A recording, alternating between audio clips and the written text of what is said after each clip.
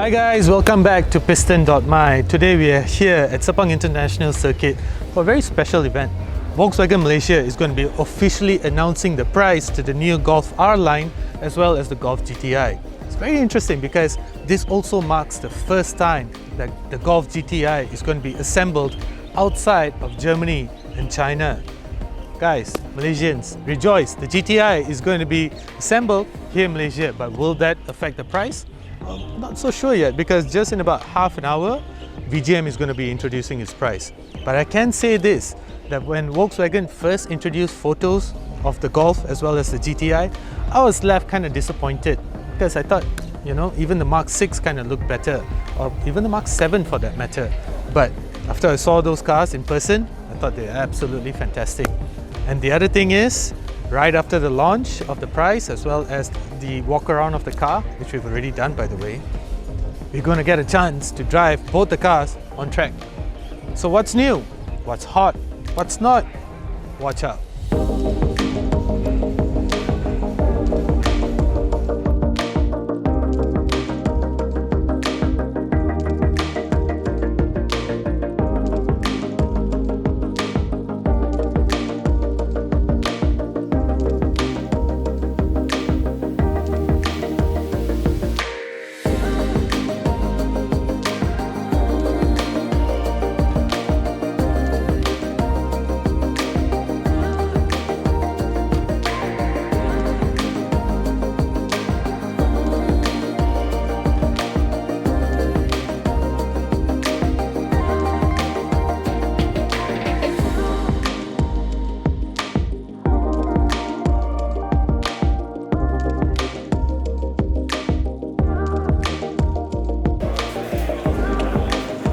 Being allowed to enter the car.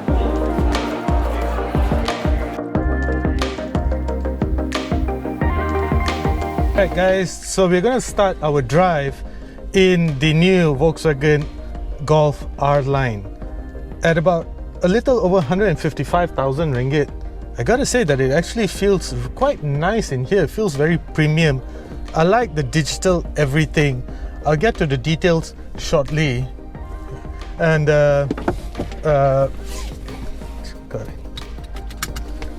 the seats though, some of the most comfortable I've been on. Seriously, I love the Alcantara, or the suede and the cloth inserts in the center, and feels very nice. The carbon fiber inserts over here are obviously Foxpars, they're fake actually, but the driver-centric meter panel is quite nice. Let's hear what. Ready, camera ready. Have yourself in. Make sure Let's hear what the they're saying. position is correct.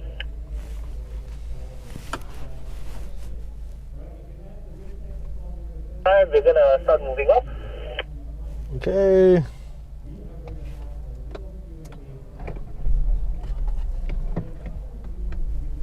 Alright, we're leaving. This car is powered by a 1.4 litre turbocharged 4-cylinder engine producing 155 PS and 250 Newton meters of torque, somewhere around that. Good evening, ladies and gentlemen. Welcome to the Volkswagen Golf launch. Right now, you are driving the Volkswagen Golf R-Line. Later on, you will have the opportunity to drive the Golf GTI. So for now, just get used to this car. So let me just turn this down. And it's quite refined in here. That's the first thing you notice once you get going. The sound insulation is quite good. But then again, we are on Sepang International Circuit and it has perfect tarmac. And it's pretty even, everything, right? So can't really do a real life comparison. But the 1.4 litre engine seems quite punchy. Seems nice. Brakes are fun. Of course, this has already been trashed for about 6 to 8 laps. We are just doing a half lap of the South Track at Sepang Circuit. And I've read somewhere that the front end of the Golf is actually stiffer now as compared to before, and seems quite obliging. Of course you get that body roll and stuff, but that's, hey, this is the entry level Golf. This is not the GTI, where of course you would expect that to be a lot more fun, which we'll find out shortly. But this totally lives up to the fun factor in a Golf, no matter if it's a GTI or not. Right, now we're getting a full flying lap. Pedal to the metal. Make some fun noises, that's for sure. I love the digital screen. It's actually one of the nicest screens out there in the business. That's no doubt about that. Brake! No dramas. Of course, this is running on smaller brakes as compared to the GTI, so but still not bad.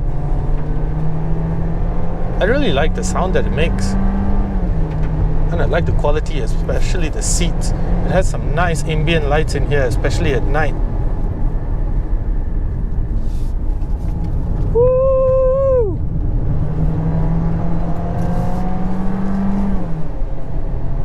Okay, slowing down. Yeah, take it nice and slow. So yeah, just one flying lap around the south track of Sepang circuit is not going to tell you much about how a car actually is, but I can tell you that the engine makes some funky sounds, which is fun, which is great, which is very inspiring. And I like the chunky steering wheel. It's very also again inspiring, and the overall fit, finish, quality in here feels very nice, no doubt. And it feels like it's worth the 155,000 asking price. It actually feels quite spacious in here as well. Use the cones as your reference to enter the pit. That's no doubt about that. It actually feels quite a sharp and blind and free. Quite plush. Would I buy it? Well, if I was in the market for a small, everyday runabout car that doesn't cost, doesn't cost about more than 200,000 ringgit. Of course, there are other cars in the market as well, but when it comes to the Golf, there's just simply no beating a Golf, and I have to say that it has retained the versatile character that has come to define modern, all types of Golfs. 35 million cars sold, can't be wrong. Alright, in the GTI, and what a fantastic job Volkswagen Malaysia has done with the pricing of the GTI. A little over 211,000 ringgit. Brilliant, well done guys. Of course, there's been a lot of complaints about the specs of the car, but now that you consider the price, it almost seems like it's worth it. What were the complaints about?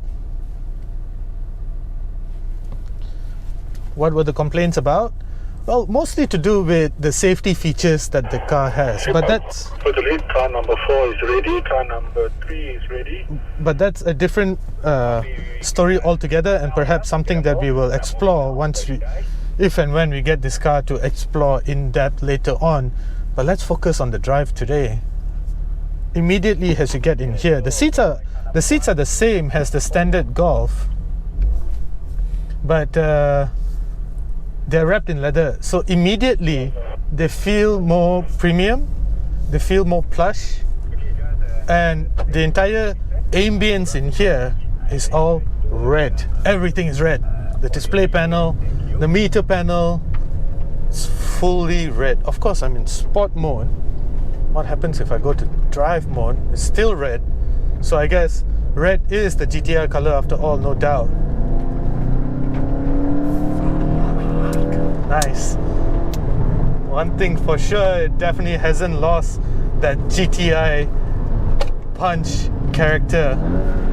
And the sound, listen to it guys. hope you can hear this.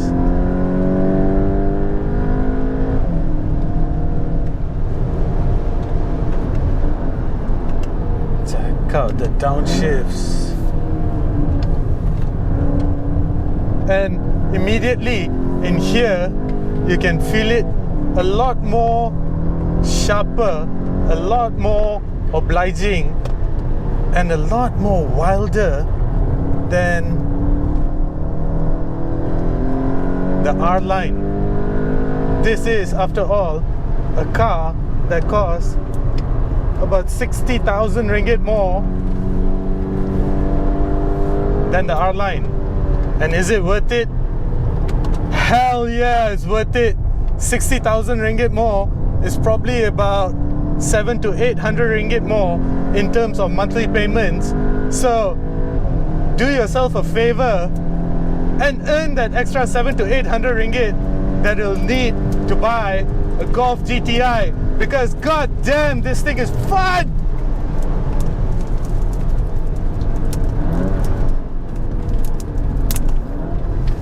Oh, gets my heart racing, that's for sure. And these two fellas up front. Oh man. Oh man, what a car, what a car. 250 PS, 370 Newton meters of torque, 0 to 100 in about little over 6 seconds. But those are just figures. Ultimately, what really matters is how the car makes your heart race. And boy, it really does make your heart race. Huh. Going back into drive mode. What a drive that was. So that was fantastic. It was beautiful.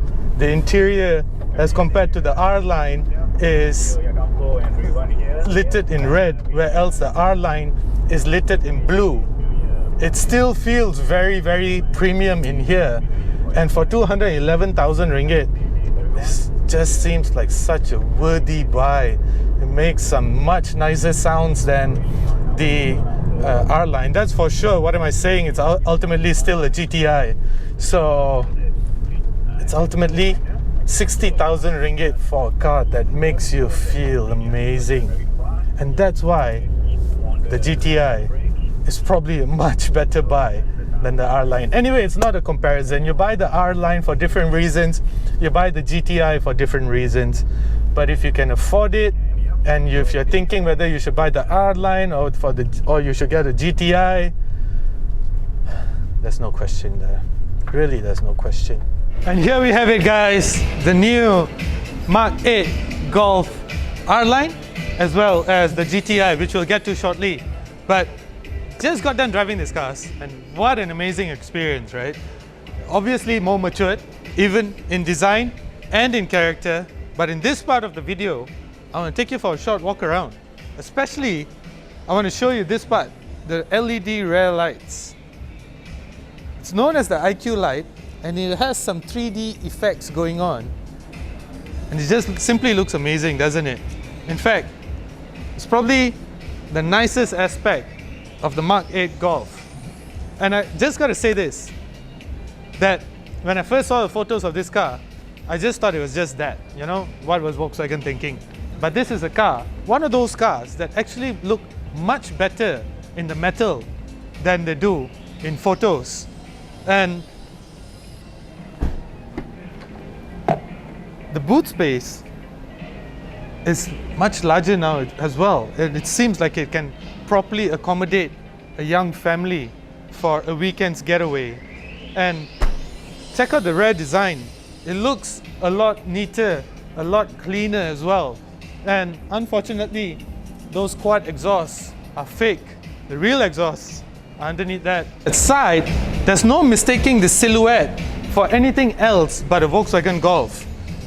The R-Line comes in 17-inch Bridgestone wheels, and you get this illuminated door handles over here, which is quite handy, especially when you consider that this is a car that costs just a little over 155,000 ringgit. But the biggest change for the Mark 8 Golf is the front, of course, especially this illuminated strip over here, which some motoring journals around the world have described as a monobrow. It's a love it or hate it feature. I don't quite like it. I thought the Arteon pulled it off nicer.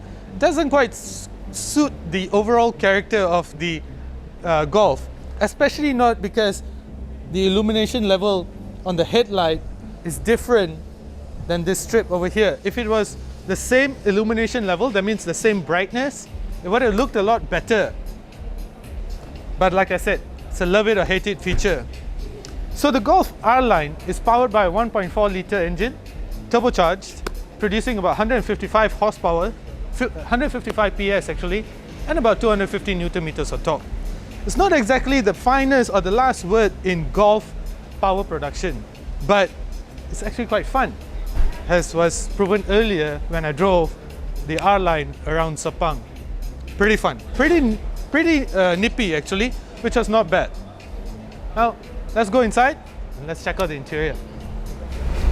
Inside here, it actually feels rather premium. It actually feels more expensive than a car that costs 155,000 ringgit. I love the driver-centric meter panels over here. The software feels very intuitive, and the definition of it is just crystal clear. It's perfect. But what I don't quite like are the haptic touch buttons, because you can see that my hands are sweating. I have sweaty palms, right? I know a lot of people do. So when you have that, operating these haptic buttons becomes a little more difficult. But the seats though, more than make up for it. Some really comfortable seats, and they look really great as well. The designs of them, amazing. You get this carbon fiber insert over here, and this one illuminates green, where else the R-Line that I drove earlier illuminated blue, which just means that you can customize it. Nice touch. And you get this gear selector over here. This looks like something that is shared within the Volkswagen group, because I've seen something like this in a Porsche as well. So it's perhaps something that is shared within the Volkswagen group. Not a bad thing. It looks pretty neat. It's nice to use as well. So nice touch over there. The back is quite spacious actually. The driver's seat is adjusted to my height. I was quite comfortable up front, and I got quite a bit of space back here. And for those that like to carry a lot of stuff, you get multiple pockets over here. You can probably put a power bank over here and multiple items over here. Quite a big side window, but what is going to make you feel absolutely claustrophobic is the fact that you cannot see anything up front, because just how big the seat is. There's absolutely you can't see anything up front. So you're gonna have to view it like this, or this way, because yeah, this might make you feel claustrophobic. And yeah, you get Type-C chargers over here, and I'm guessing this is a climate control button. So nice. The seats are actually quite comfortable. I like them. Yeah. Well, let's check out the engine. I told you about it, but let's check out the engine. Now this is the 1.4 turbocharged engine that I was telling you about earlier. Feels pretty nippy, feels very nice, and it really suits the overall character of the Golf R-Line. As I said, it produces about 155 PS and 250 Newton meters of torque, which isn't very powerful, but it's tuned for fuel consumption. So this is your everyday go-to car to go to work, to go anywhere, and when you want it, you could probably cruise very comfortably on highway speeds, at some very illegal speeds actually. But in terms of character, it's more suited to urban driving and to keep you comfortable at highway speeds. If you want something more urgent, more fun to drive, let's talk about the Golf GTI. Now, as I said earlier, that if you can afford the 60-odd thousand, that marks the difference between the R-Line and the Golf GTI, always pick the GTI. Look at it. It's actually not that much different from the R-Line. It still has that light strip over here, love it or hate it, and you get that GTI emblem just to, remind people of what you're driving. It retains that same front bumper as the R-Line, but this one comes in this honeycomb finishing, whereas the R-Line gets some vertical slits. On the side, you get 18-inch wheels that actually really suit the overall character of the car, and you get this GTI emblem over here as well.